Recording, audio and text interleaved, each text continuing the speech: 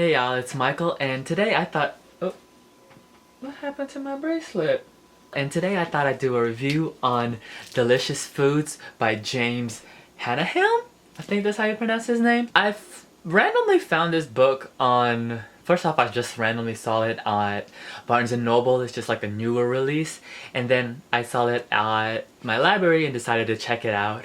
And this book was really interesting. So I just wanted to let you know my thoughts on it. This book, first off, is about three characters you get from three characters' points of view. The thing is, it actually starts at the end and then you go backwards and you see how it got to that part that you first read. So the prologue starts at the end and then, you know, see what happened. The main character, Eddie, is a kid, and then it also takes perspective in his mom's point of view, Darlene, and then you get to meet a third character named Scotty, who really surprised me because I was like, wait, what? This book, I really enjoyed it. I don't know, first off, I was kind of fooled. Don't let the name fool you at all. It is not about, well, it has food in it, but that's not what it was all about. I thought, because going in, I thought this book was about to be just all about food, but in the end, it was more about family and relationships and drugs.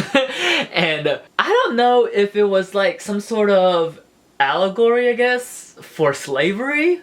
I kind of got that from it. I got a feeling from that, so I don't know if that was intentional or if I just happened to pick that up on it. I don't know what it is, but it reminded me a lot of Welcome to Braggsville by T. Geronimo Johnson. First off, I don't know what it is, but what's up with authors not using quotation marks? I don't know if it's like a trend going on or something, but this book didn't use it either.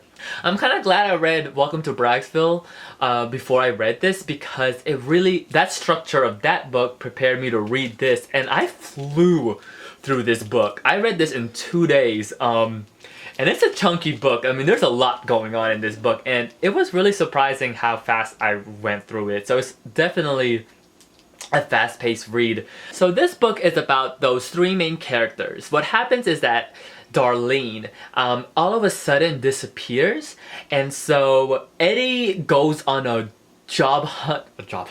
Eddie goes on a search to try to find her and gets lead into this place called Delicious Foods. At first I was like, I wonder what that is, and when you find out what it is, it's kind of heartbreaking. This cover is actually really important because it deals, it's a crucial part in the story actually, and I was reading it and I was like, oh, this is really important right here. Oh my god, there's this part in this book towards the end, and it starts to explain how the beginning, the prologue, how you're finally reaching that point.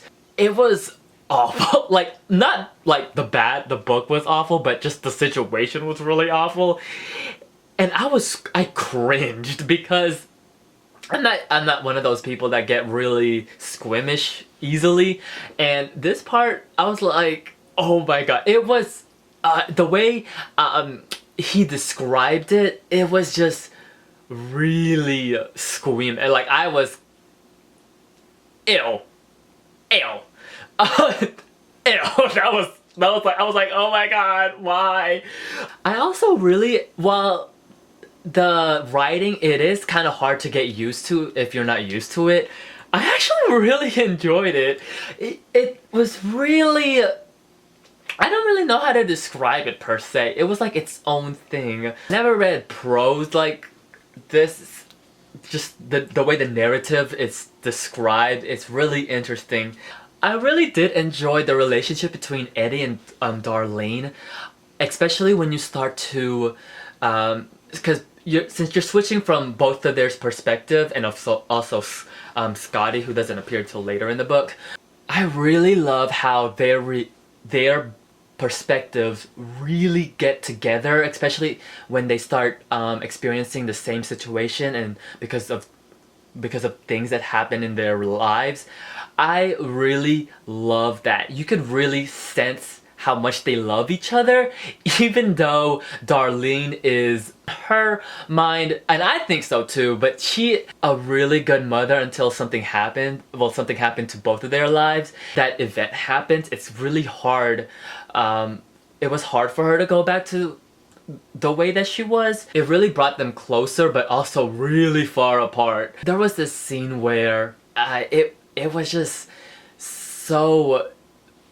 I could really feel these characters when the event happened, and they were just, I think it was the porch. It was in the backyard, and they were just relaxing, and she laid her head on Eddie's lap, like, to rest, and it was just a really sweet moment, and I really enjoyed it. Yeah, the relationship between these two characters are really interesting. I really liked it.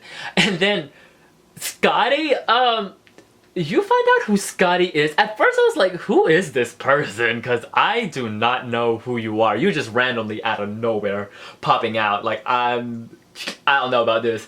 But he has an important part in their lives, so that's all I'm gonna leave that to that, because I went to this book really blind. I mean, I really thought it was about food, but it wasn't. Also, this book was surprisingly funny too. It had its really funny moments, especially because Scotty is such a whimsical character, I guess you could say.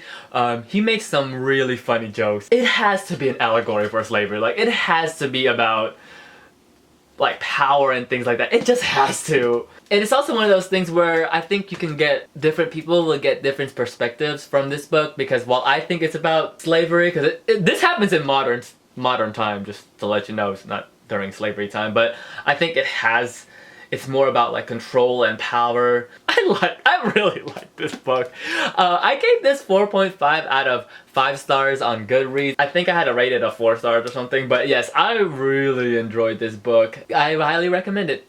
Until next time, bye!